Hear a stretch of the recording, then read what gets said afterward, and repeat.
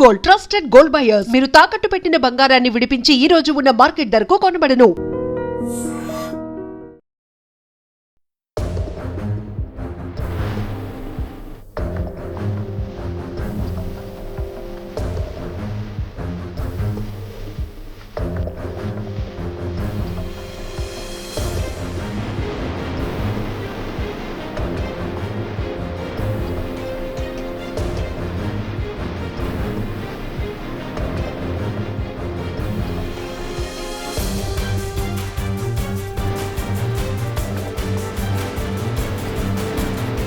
Welcome to వైడ్రీమ్. దండకారణం దాదాపు ఖాళీ అయిపోయింది. అజ్ఞాతంలో దాదాపు 130 మంది మావోయిస్టులు ఈరోజు తెలంగాణ ముఖ్యమంత్రి రేవంత్ రెడ్డి గారు సరెండర్ అయిపోయారు. 130 మంది వచ్చినతో పాటు 124 ఆధునిక ఆయుధాలు తీసుకొచ్చి రొగ్గిపోయారని చెప్తున్నారు.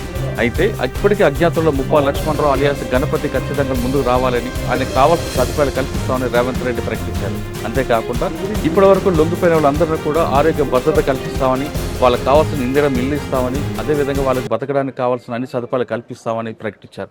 కానీ రివార్డుల విషయంలో కూడా పెంచే అవకాశం ఉందంటూ అమిత్ షా కూడా హామీ ఇచ్చారు. కాబట్టి ఆ విధంగా ప్రయత్నం చేస్తామని చెప్తున్నారు. ఇప్పుడు మనం చూస్తున్న ఈ విజువల్స్లో ఇప్పటివరకు ఎవరైతే లొంగిపోయారో వాళ్ళందరూ కూడా డీజీపీ శివధర్ రెడ్డి గారు వాళ్ళకి కావాల్సిన వాళ్ళ మీద ఉన్న రివార్డులు అన్నీ కూడా ప్రకటిస్తున్నారు. వాళ్ళందరికీ 1 by 1 ఇస్తున్నారు. ఇప్పటివరకు 130 మంది లొంగిపోయారు. 130 మందిలో ఆంధ్రప్రదేశ్ చెందిన నవతాతో పాటు కొంతమంది లొంగిపోయారు. వాళ్ళందరికీ వాళ్ళ మీద రివార్డు అన్నీ కూడా డీజీపీ శివధర్ రెడ్డి గారు అందిస్తున్నారు. ఆ విజువల్స్లో మనం చూస్తుంటే ఎస్ఐబి ఐజీ సుమతి గారు, అదేవిధంగా additional DG intelligence Vijay Kumar గారు, పక్కన గ్రే హౌండ్స్ అనిల్ కుమార్ గారు ఉన్నారు. వీళ్ళందరూ కూడా వచ్చారు. రేవంత్ రెడ్డి గారు చాలా క్లియర్గా చెప్తున్నారు, శాంతితోనే వస్తుంది, బుల్లెట్ ద్వారా కాదు, బ్యాలెట్ ద్వారా రండి, మీరు రాజకీయాలకు రండి, పోటీ చేయండి, మీకు కావాల్సిన అన్ని సదుపాయాలు ఇస్తాం, కానీ బుల్లెట్ ద్వారా చేస్తామంటే మాత్రం ప్రభుత్వాలు ఉపేక్షించేది లేదు అని చెప్తున్నారు. ఇక నిషేధం ఉందా లేదా అనేది మార్చి 31 తర్వాత ఉన్నది. అసలు పార్టీ లేకపోతే నిషేధం ఎక్కడ ఉంటుందని వ్యాఖ్యానిస్తున్నారు. కానీ 20 రోజులు టైం ఉంది కాబట్టి ఖచ్చితంగా అజ్ఞాతులను అందరూ కూడా రండి, వచ్చిన తర్వాత మీరందరికీ కూడా మేము ఖచ్చితంగా భద్రత కల్పిస్తాం, మీకు కావాల్సిన సదుపాయాలు కల్పిస్తాం, ఆరోగ్య భద్రత కల్పిస్తాం, నిమ్స్ లాంటి వైద్యులు, నిమ్స్ లాంటి హాస్పిటల్ కూడా చికిత్స అందిస్తాం అంటారు.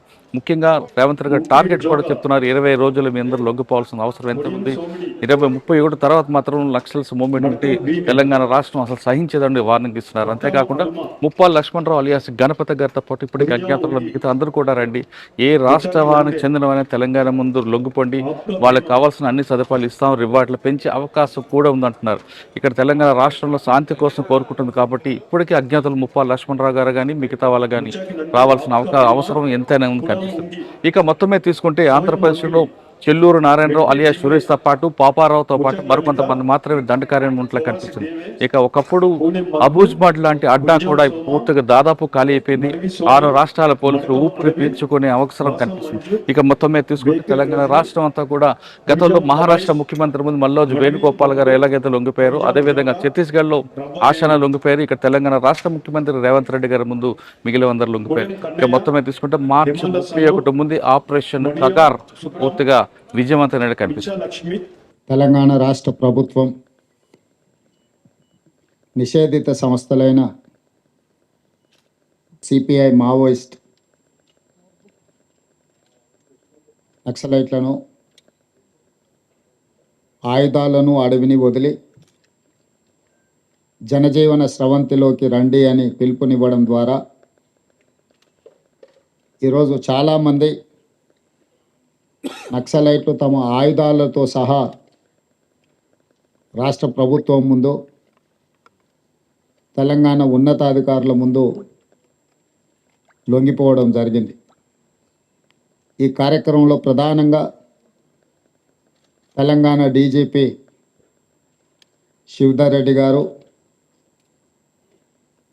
ఐజీ సుమతి గారు, గ్రే and additional DG Anil Kumar గారు, additional DG intelligence Vijay Kumar గారు, వివిధ హోదాలలో ఉన్న పోలీస్ అధికారులు ప్రత్యేకమైన కృషి చేసి నక్సలైట్లకు ఒక నమ్మకాన్ని కలిగించి వాళ్ళ ప్రాణాలకు ఎలాంటి హాని కలగకుండా వాళ్ళ ఆరోగ్య భద్రత విషయంలో, ఆర్థిక వెసులుబాటు విషయంలో, జనజీవన స్రవంతిలో కలిసిన తర్వాత వాళ్ళకు జీవించడానికి అవసరమైన వసతులను ఏర్పాటు చేయడంలో ప్రభుత్వం సంపూర్ణంగా సహకరిస్తుంది. ప్రభుత్వం వాళ్ళను ప్రత్యేకంగా గుర్తిస్తుంది అని ఒక నమ్మకం కలిగించి ఈనాడు ఈ 130 మంది నక్సలైట్ల సరెండర్ కార్యక్రమంలో ఈ అధికారులు ప్రత్యేకమైన కృషి చేసిండ్రు. ముఖ్యంగా శివధర్ రెడ్డి గారిని, ఐజీ సుమతి గారిని తెలంగాణ రాష్ట్ర ప్రభుత్వం తరఫున నేను అభినందిస్తున్నా. దేశంలో ఉన్న ప్రజల మధ్య, జాతుల మధ్యనే కాదు, ఇరు దేశాల మధ్యలో యుద్ధ వాతావరణం కమ్ముకున్నప్పుడు కూడా ఆ దేశాల మధ్య చర్చలు జరిగి శాంతియుతంగా సమస్యల్ని పరిష్కరించుకుంటున్న పరిస్థితులు ఈరోజు ప్రపంచ దేశాలలో మనం చూస్తున్నాం. అణ్వాయుధ సంపత్తి ఉన్న దేశాలు కూడా ఈరోజు చర్చలకు, శాంతికే ప్రాధాన్యత ఇస్తున్న క్రమంలో తెలంగాణ రాష్ట్ర ప్రభుత్వం తరఫున మిగిలిపోయిన సెంట్రల్ కమిటీ మెంబర్స్ కానీ, స్టేట్ కమిటీ మెంబర్స్ కానీ, ఇంకా అజ్ఞాతంలో జీవితం గడుపుతున్న నక్సలైట్లకు తెలంగాణ రాష్ట్ర ముఖ్యమంత్రిగా నా పిలుపు, మీరందరూ కూడా జనజీవన స్రవంతిలోకి రాండి. ప్రజలతో మమేకమై ప్రజా సమస్యల్ని ప్రభుత్వం దృష్టికి తీసుకురండి. ఈ ప్రభుత్వం ఉన్నదే ప్రజా సమస్యల్ని పరిష్కరించడానికి, వివిధ సంఘాలు, సంస్థలతో చర్చించడానికి, సంఘాలకు, సంస్థలకు గుర్తింపునివ్వడమే కాకుండా వాళ్ళు చూపించిన సమస్యల్ని, వాళ్ళు లేవనెత్తిన అంశాలని సానుకూలంగా పరిష్కరించడానికి తెలంగాణ రాష్ట్ర ప్రభుత్వం సిద్ధంగా ఉన్నది.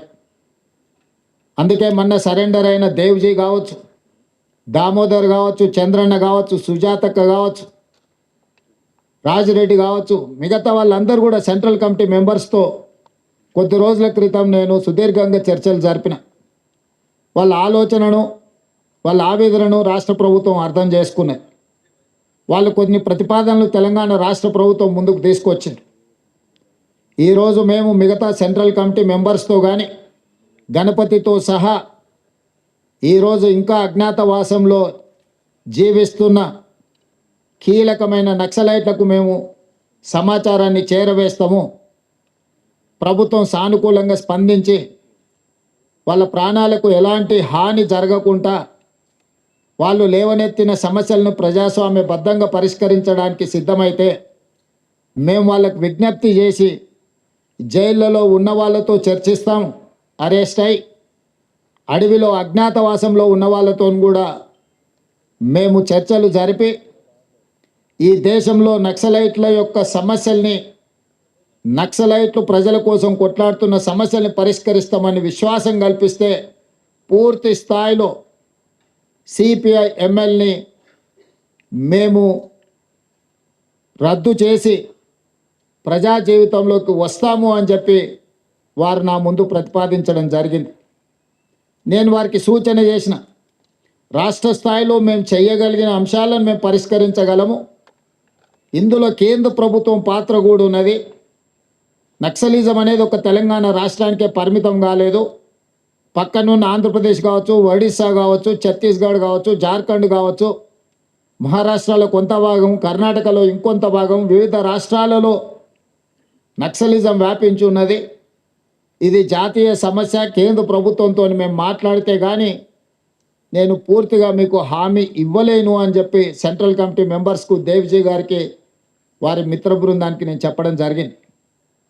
ఆ తర్వాత కేంద్ర హోంశాఖ మంత్రి అమిత్ షా గారి సమయాన్ని తీసుకొని ఢిల్లీకి వెళ్ళి తెలంగాణ రాష్ట్రంలో పోలీసులకు సంబంధించిన సమస్యల్ని కేంద్ర ప్రభుత్వం దృష్టికి తీసుకురావడమే కాకుండా ఆ సందర్భంగా సెంట్రల్ కమిటీ మెంబర్స్ ఏదైతే ప్రతిపాదన నా ముందుకు తీసుకొచ్చిండ్రో ఆ ప్రతిపాదనల్ని అమిత్ షా గారి ముందు పెట్టడం జరిగింది. వారితో చర్చల సారాంశం, ఆయుధాలు ప్రభుత్వ యంత్రాంగము, ప్రభుత్వం నిర్దేశించిన అధికారుల చేతుల్లోనే ఆయుధాలు ఉండాలి శాంతి భద్రతలను కాపాడడానికి. కానీ ప్రజలు ఎవరు కూడా ఆయుధాలు పట్టుకొని తిరగడానికి వీలు లేదు. ఆయుధాలతో సహా ఎవరు లొంగిపోయినా తెలంగాణ రాష్ట్ర ప్రభుత్వం వాళ్ళకు పునరావాసం కల్పించడానికి కేంద్ర ప్రభుత్వానికి ఎలాంటి అభ్యంతరం లేదు. ఎవరు సరెండర్ అయినా వాళ్ళ ప్రాణాలకు, వాళ్ళ మెరుగైన జీవన విధానానికి మీరు హామీ ఇవ్వండి అని చెప్పి అమిత్ షా గారు నాకు సూచన చేయడం జరిగింది. అమిత్ షా గారితో మాట్లాడిన తర్వాత నక్సలైట్ నాయకులతో వివిధ హోదాలలో ఉన్న వాళ్ళతో మాట్లాడితే ఈరోజు 130 మంది నక్సలైట్లు ఛత్తీస్గఢ్కు సంబంధించిన వాళ్ళు కావచ్చు, తెలంగాణ కావచ్చు, ఆంధ్రప్రదేశ్కు సంబంధించిన వాళ్ళు ఈరోజు వాళ్ళ చేతుల్లో ఉన్న ఆయుధాలతోటి ఈరోజు వాళ్ళు సరెండర్ అవ్వడం, అందులో 124 అత్యంత ఆధునికమైన ఆయుధాలతో ముఖ్యంగా 31 AK-47లు, SLRలు, ఇతర అధునాతనమైన ఆయుధాలు, విదేశాలలో తయారైన అధునాతనమైన ఆయుధాలు, 7,000 బుల్లెట్లు, బుల్లెట్ ద్వారానే ప్రజా సమస్యల్ని పరిష్కరిస్తామన్న వాళ్ళు ఈరోజు బ్యాలెట్ ద్వారా ప్రజా సమస్యల్ని పరిష్కరించడానికి ముందుకు వచ్చి ఈరోజు ఇక్కడ ఈ వేదిక ముందున్న 130 మంది నక్సలైట్లు ప్రభుత్వం యొక్క పిలుపు మేరకు ఈరోజు సరెండర్ అవ్వడం జరిగింది. పాత్రికేయ మిత్రులు, ఉన్నతాధికారుల సమక్షంలో వాళ్ళు సరెండర్ చేసిన ఆయుధాలను మీరు చూసిండ్రు. AK-47 SLR, 303 rifles, 9mm pistols, ఇతర ఆయుధాలు, 7,000 బుల్లెట్లు ఈరోజు సరెండర్ అయ్యే సందర్భంగా వీళ్ళు ప్రభుత్వానికి అప్పచెప్పడం జరిగింది. నాకు తెలిసినంతవరకు దేశంలో ఇంత పెద్ద ఎత్తున ఆయుధాలతో నక్సలైట్లు సరెండర్ అయిన సంఘటన ఇదే అతిపెద్దదని నేను భావిస్తున్నా. మా ప్రభుత్వం 2024 తర్వాత 721 మంది నక్సలైట్లను, దాదాపుగా 250కి పైగా ఆయుధాలను నక్సలైట్లు సరెండర్ అయినప్పుడు ప్రభుత్వానికి అప్పగించడం జరిగింది. సరెండర్ అయిన నక్సలైట్ల చట్ట పరిధిలో వాళ్లకు ఏవేవైతే రివార్డ్స్ ఉన్నాయో, రిహాబిలిటేషన్కు సంబంధించి ప్రభుత్వం ఏదైతే హామీ ఇచ్చిందో వాటన్నిటిని అమలు చేస్తాం. అదేవిధంగా దేవ్జీ దామోదర్ చంద్రన్న మాట్లాడినప్పుడు మీరు ప్రకటించిన రివార్డు తక్కువ ఉన్నది, మేము జీవితంలో కనీస అవసరాల కోసమైనా మేము జీవితం సాగించాలంటే కొంత అవార్డును పెంచండి, అదేవిధంగా నివసించడానికి ఇల్లు లాంటి వసతులను ఏర్పాటు చేయండి, ఎక్కడైనా అవకాశం ఉంటే వ్యవసాయం చేసుకోవడానికి కొంత భూమిని ఇవ్వండి, అదేవిధంగా సుదీర్ఘకాలము అడవులలో అజ్ఞాతవాసంలో పనిచేయడం వల్ల మా ఆరోగ్యం బాగా క్షీణించింది, మాకు వైద్య సహాయాన్ని కూడా అందించమని వారు మాకు విజ్ఞప్తి చేయడం జరిగింది.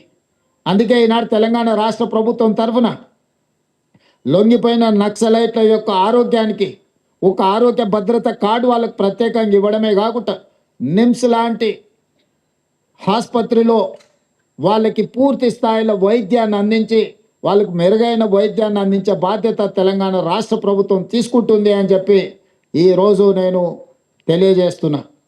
అదేవిధంగా రివార్డు విషయంలో కూడా సెంట్రల్ కమిటీ కానీ, స్టేట్ కమిటీ కానీ, దళ కమాండర్లు కానీ, లేకపోతే వివిధ హోదాలలో ఉన్న వాళ్ళను కూడా వాళ్ళ యొక్క హోదాలను బట్టి ప్రభుత్వం కొంత ఉదారంగానే వ్యవహరించి వాళ్ళకు మంచి ఆర్థిక సహాయాన్ని కూడా అందించడానికి తొందరలోనే డీజీపీ గారిని, చీఫ్ సెక్రటరీ గారిని, ఇతర అధికారులతో 1993లోనే ఆనాటి ఉమ్మడి ఆంధ్రప్రదేశ్లో నక్సలైట్ల యొక్క రిహాబిలిటేషన్ వసతులను ఇంకా మెరుగ్గా వాళ్ళకు అందించేటట్టు ఈరోజు చీఫ్ సెక్రటరీ, డీజీపీ గారు ఇతర అధికారులతో మాట్లాడి నగదును కూడా పెంచే ప్రయత్నం చేస్తాం. తెలంగాణలో ఉన్న అందరికీ ఇందిరమ్మ ఇండ్లు కేటాయించడమే కాకుండా ఎక్కడైనా వాళ్ళకి ఇల్లు కట్టుకోవడానికి స్థలం లేకపోతే వాళ్ళ సొంత గ్రామాలలో ఇంటి స్థలాన్ని కూడా రాష్ట్ర ప్రభుత్వం కేటాయించి వాళ్ళు ఇల్లు కట్టుకోవడానికి కూడా రాష్ట్ర ప్రభుత్వము వాళ్లకు సహకారాన్ని అందిస్తుంది. భూమి విషయంలో కొంచెం గ్రామాలలో ఈరోజు భూములు అందుబాటులో లేవు కాబట్టి భూ కేటాయింపు విషయంలో నేను ఇప్పుడు ఎలాంటి మాట చెప్పలేను. ఉండడానికి ఇల్లు, మెరుగైన వైద్యము, అదేవిధంగా వాళ్లకు నగదు బహుమతి, వీటన్నిటిని కూడా వాళ్ళకు అందించి సమాజంలో ఒక ఆత్మగౌరవంతో కూడిన జీవన విధానాన్ని కొనసాగించడానికి రాష్ట్ర ప్రభుత్వం సంపూర్ణంగా సహకరిస్తుంది. ఇవన్నీ ఏర్పాటు చేసే ముందు రాష్ట్ర ప్రభుత్వం చెబుతున్న ఒకే ఒక అంశం, ఈ రాష్ట్రంలో హింస కుదరదు, హింస ద్వారా సమస్యలకు పరిష్కారం దొరకదు. హింసకు పాల్పడిన, ఆయుధాలను తమ చెంత పెట్టుకున్న చట్టపరంగా ప్రభుత్వం వ్యవహరిస్తుందని అమిత్ షా గారు చెప్పడం జరిగింది. ఈరోజు రాష్ట్ర ప్రభుత్వంలో ఉన్న సంస్థలే కాదు, కేంద్ర ప్రభుత్వానికి సంబంధించిన సంస్థలు కూడా ఈ యాంటీ నక్సల్స్ ఆపరేషన్స్లో పాల్గొంటున్నారు. వీళ్ళకి సంబంధించిన సమాచారాన్ని కూడా ఎన్ఐఏ లాంటి సంస్థలు సంక్షిప్తంగా ఎక్కడికక్కడ సమాచారాన్ని సేకరిస్తున్నారు. ఆ సంస్థలు కూడా కఠినంగా వ్యవహరిస్తాయి. కాబట్టి ఈరోజు అజ్ఞాతవాసంలో ఉన్న నక్సలైట్లకు నా సూచన, విజ్ఞప్తి, నా పిలుపు ఒక్కటే. మనమందరం ప్రజాస్వామ్యంలో ప్రజాస్వామ్యబద్ధంగా ప్రజా సమస్యల్ని పరిష్కరించుకుందాం. తెలంగాణ రాష్ట్ర ప్రభుత్వం ఎల్లవేళలా మీతో చర్చించడానికి సిద్ధంగా ఉంది. అందుకే ఆయుధాలతో సహా మీరు ఈ రాష్ట్ర ప్రభుత్వం యొక్క పిలుపు మేరకు మీరు సరెండర్ అవుతే అన్ని రకాలుగా తెలంగాణ రాష్ట్ర ప్రభుత్వం మీ బాగోగులను చూసుకుంటుంది. కేంద్ర ప్రభుత్వానికి కూడా నేను విజ్ఞప్తి చేసిన, అమిత్ షా గారు కూడా తెలంగాణ రాష్ట్ర ప్రభుత్వానికి స్వేచ్ఛ ఇచ్చిండు. ఆరోగ్యం విషయంలో, ఆర్థిక వెసులుబాటు విషయంలో, నివసించడానికి ఇంటి స్థలము, ఇల్లు నిర్మాణానికి ఆర్థిక పరమైన సహాయంలో కూడా మమ్మల్ని స్వేచ్ఛగా ముందుకు వెళ్ళమని అమిత్ షా గారు చెప్పిండ్రు మొన్న జరిగిన చర్చల సందర్భంగా. అందుకే కేంద్ర ప్రభుత్వం సూచన మేరకు తెలంగాణ రాష్ట్ర ప్రభుత్వం విజ్ఞప్తి చేస్తుంది. ముప్పాలపు లక్ష్మణరావు గారు అలియాస్ గణపతి గారితో సహా, ఎందుకంటే కొండపల్లి సీతారామయ్య గారి తర్వాత నక్సలిజంలో అంత ప్రజల యొక్క గుర్తింపు ఉన్న వ్యక్తి గణపతి గారు. 75 సంవత్సరాల పైగా వారి వయసు ఉండొచ్చు. వారి ఆరోగ్య పరిస్థితి కూడా బాగలేదని మా అధికారులు నాకు చెప్పడం జరిగింది. వారి ఆరోగ్యానికి, వారి ప్రాణానికి వారు సరెండర్ అవుతే తెలంగాణ ప్రభుత్వం పూర్తిగా రక్షణ కల్పిస్తుంది. వారితో సహా సెంట్రల్ కమిటీ కానీ, స్టేట్ కమిటీ కానీ వివిధ హోదాలలో అజ్ఞాతవాసంలో ఉన్న నక్సలైట్లను జనజీవన స్రవంతిలోకి రాండి అని చెప్పి తెలంగాణ రాష్ట్ర ప్రభుత్వం పిలుపు ఇస్తుంది. ఈ పిలుపు ద్వారా ఒక మంచి పరిణామం తెలంగాణ రాష్ట్రంలో జరగాలి. ఈరోజు సాధించుకున్న తెలంగాణను పునర్నిర్మించుకుందాం. మీరందరూ కూడా జనజీవన స్రవంతిలోకి రాండి. తెలంగాణ పునర్నిర్మాణంలో భాగస్వాములను కాండి. గ్రామీణ ప్రాంతాలలో, తండాలలో, గూడాలలో, మారుమూల పల్లెల్లో, అటవీ ప్రాంతంలో ఉన్న గిరిజనుల యొక్క హక్కులను, అక్కడ వాళ్ళ ఆర్థిక స్తోమతను పెంచడానికి ఈ ప్రభుత్వం కట్టుబడి ఉన్నది. ఈ ప్రభుత్వం అన్ని వసతులను ఏర్పాటు చేస్తుంది. కాబట్టి సరెండర్ కావాల్సిందిగా, ఆయుధాలను చెప్పాల్సిందిగా ప్రభుత్వం ఇచ్చిన పిలుపుతో మీరు ముందుకు వస్తారని మా ప్రభుత్వం ఆశిస్తున్నది. ఈరోజు తెలంగాణ DKZC బెటాలియన్ సంబంధించినటువంటి 130 మంది CPML మావోయిస్టు పార్టీకి చెందినటువంటి అజ్ఞాత కాడర్సు, డిఫరెంట్ ర్యాంక్స్ ఉన్న వాళ్ళు ఈరోజు అజ్ఞాతం వీడి బయటకు వచ్చినారు. వాళ్ళతో పాటుగా 124 ఆయుధాలను కూడా తీసుకొని బయటకు వచ్చినారు. ఫ్యూ డేస్ కింద అజ్ఞాతం వీడి బయటకు వచ్చినటువంటి సెంట్రల్ కమిటీ సభ్యులు, అట్లాంటి రాష్ట్ర స్థాయి నాయకులతో పాటుగా తిరిగినటువంటి వీరు మొత్తం చెదిరిపోయి ఉన్నటువంటి ఈ కాడర్స్ని గత కొన్ని రోజుల నుంచి అందరిని ఏరుకొని తీసుకొచ్చినాము. వాళ్ళు కూడా బయటికి రావడానికి సిద్ధంగా ఉండడము, ప్లస్ వెపన్స్తో తీసుకుని రావడము జరిగింది. ఈ వచ్చిన వాళ్ళల్లో 130 మందిలో 125 మంది ఛత్తీస్గఢ్ రాష్ట్రానికి చెందిన వాళ్ళు, 4 తెలంగాణ రాష్ట్రం నుంచి అజ్ఞాతంలో ఉన్నవాళ్ళు, 1 ఆంధ్రప్రదేశ్ రాష్ట్రానికి చెందినవారు. ఈ వచ్చినటువంటి 124 వెపన్స్ అక్టోబర్ 21, 2025 రోజు పోలీసుల అమరవీరుల సంస్మరణ దినం రోజు నాడు గౌరవ ముఖ్యమంత్రి గారు ఒక పిలుపునిచ్చిండ్రు మావోయిస్టులకు. తత్ఫలితంగా లాస్ట్ 4.5 months నుంచి వారు బయటకు వచ్చి ప్రభుత్వం దగ్గరికి రావడం, అజ్ఞాతం బయటికి రావడమే కాకుండా సుమారు 250 తుపాకులను కూడా తీసుకొని వచ్చిండ్రు. అంతకుముందు ఎప్పుడు ఇట్లా జరగలేదు. ఇన్నిసార్లు పిలుపులు ఇచ్చినప్పటికీ కూడా మొట్టమొదటిసారిగా సీఎం గారు పిలిపించిన తర్వాత 250 తుపాకులతో బయటకు వచ్చిండ్రు, ఇంక్లూడింగ్ ఈ రోజు ఉన్నటువంటి 124 weapons.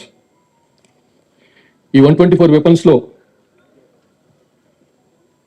INSAS LMG rifle 1, AK-47 rifles 31, INSAS rifles 21, SLR self loading rifles 20, bolt action rifle 1, 303 rifles 18, US made carbine 1, 9mm carbines 1, 9mm pistol 2, 7.62 FAL rifle 1, 8mm bolt action rifle 2, single shot rifle country made rifle 18, BGLs,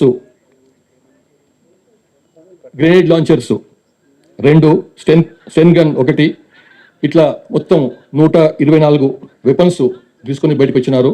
ఇందులో 222 magazines కూడా వచ్చినాయి. మొత్తం 5205 rounds ammunition కూడా వచ్చింది. ఇందులో ఈ అజ్ఞాతం వీడి బయటకు వచ్చిన వాళ్ళలో ముగ్గురు స్టేట్ కమిటీ మెంబర్ స్థాయి ఉన్న వాళ్ళు, ఒకరు రీజనల్ కమిటీ స్థాయి ఉన్న వాళ్ళు, 10 మంది డివిజనల్ కమిటీ మెంబర్ స్థాయి ఉన్న వాళ్ళు, 46 మంది ఏరియా కమిటీ మెంబర్ స్థాయి ఉన్న వాళ్ళు, 70 మంది దళ సభ్యులు అంటే పార్టీ మెంబర్స్ స్థాయి ఉన్న వాళ్ళు, ఈ రకంగా మొత్తం 130 మంది వచ్చినారు బయటికి.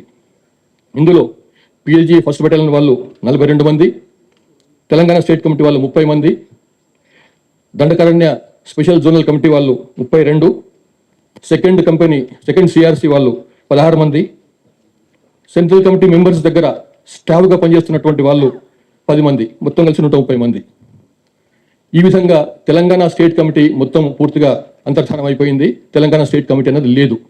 ఈ 130 మందికి సరెండర్ అయిన వాళ్ళు ఎవరైతే బయటకు వచ్చినారో వారికి ఇచ్చేటువంటి పునరావాసం డివిజనల్ కమిటీ సభ్యులకు 5 లక్షల రూపాయలు, అంటే ఎలిజిబిలిటీ ఉన్న వాళ్ళకి మాత్రం. ఏరియా కమిటీ సభ్యులకు 4 లక్షలు, పార్టీ సభ్యులకు 1 లక్ష రూపాయలు. అట్లాగే LMGతో సహా బయటకు వస్తే గవర్నమెంట్ ఆఫ్ ఇండియా రూల్ ఉంది 5 లక్షల రూపాయలు పే చేయాలని. అట్లాగే AK-47తో బయటకు వస్తే 4 లక్షలు పే చేయాలని ఎక్స్ట్రా అడిషనల్గా. ఇన్సాస్ రైఫిల్తో వస్తే 2 లక్షలు పే చేయాలి, SLRతో వస్తే ఇంకో 2 లక్షలు, 303 రైఫిల్తో వస్తే 1 లక్ష రూపాయలు, గ్రెనేడ్ లాంచర్స్తో వస్తే 40,000 రూపాయలు, 12 బోర్ సింగిల్ షాట్ కానీ 12 బోర్ రైఫిల్తో వస్తే 30,000 రూపాయలు. ఈ విధంగా వారికి వెపన్స్ కూడా ప్రభుత్వం నిర్ణయించింది, రివార్డ్ నిర్ణయించింది. 266 మంది బయటకు వచ్చినారు పార్టీని వదిలి. అందులో 4 సెంట్రల్ కమిటీ సభ్యులు ఉన్నారు, 19 మంది స్టేట్ కమిటీ మెంబర్లు ఉన్నారు, ఒకరు RCMలు ఉన్నారు, రీజనల్ కమిటీ మెంబర్.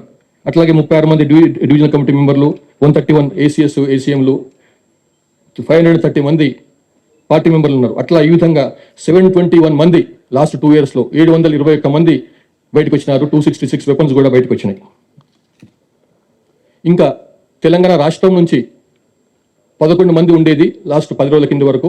ఇప్పుడు నలుగురు బయటకు వచ్చినారు. సో దాంతో తెలంగాణ రాష్ట్రం నుంచి అండర్ గ్రౌండ్ ఉన్న వాళ్ళు 7 ఉన్నారు.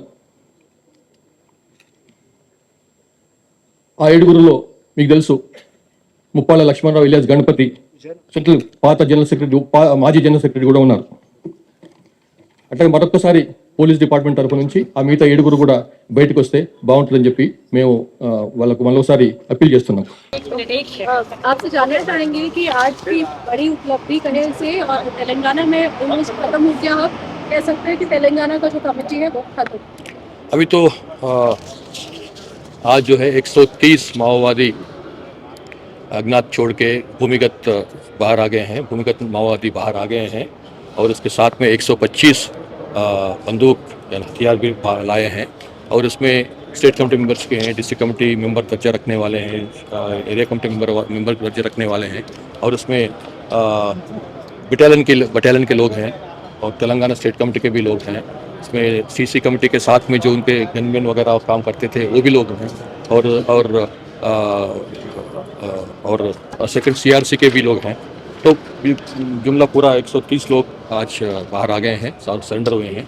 उसमें 130 में 125 जो हैं छत्तीसगढ़ के हैं और 4 लोग तेलंगाना के हैं और 1 आंध्रा के हैं।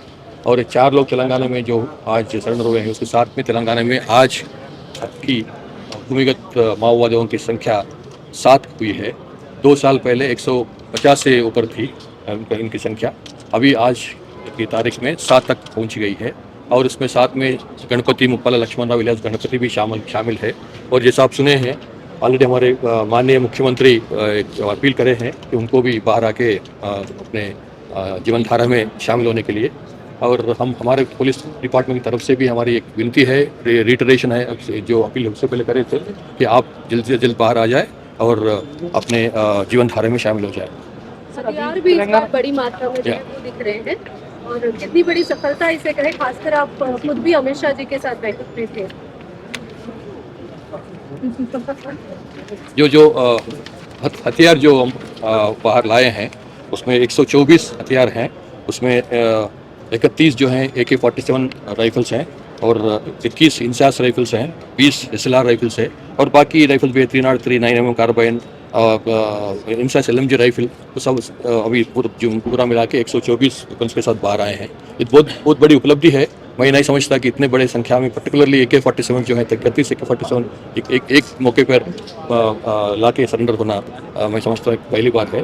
और अपना SI भी, अपना स्पेशल इंटेलिजेंस ब्रांच जो तेलंगाना के हैं, उसके IG सुमति और ADG इंटेलिजेंस विजय कुमार, उनके बहुत उसमें बहुत काम कर रहे हैं उस लोगों को बाहर लाने में। और उसमें इसके लिए बहुत हफ्तों से काम कर रहे हैं। अच्छा हुआ कि लोग बाहर आ गए हैं और बाकी लोगों को भी हम लोग बाहर आने के लिए हम लोग अपील करते हैं।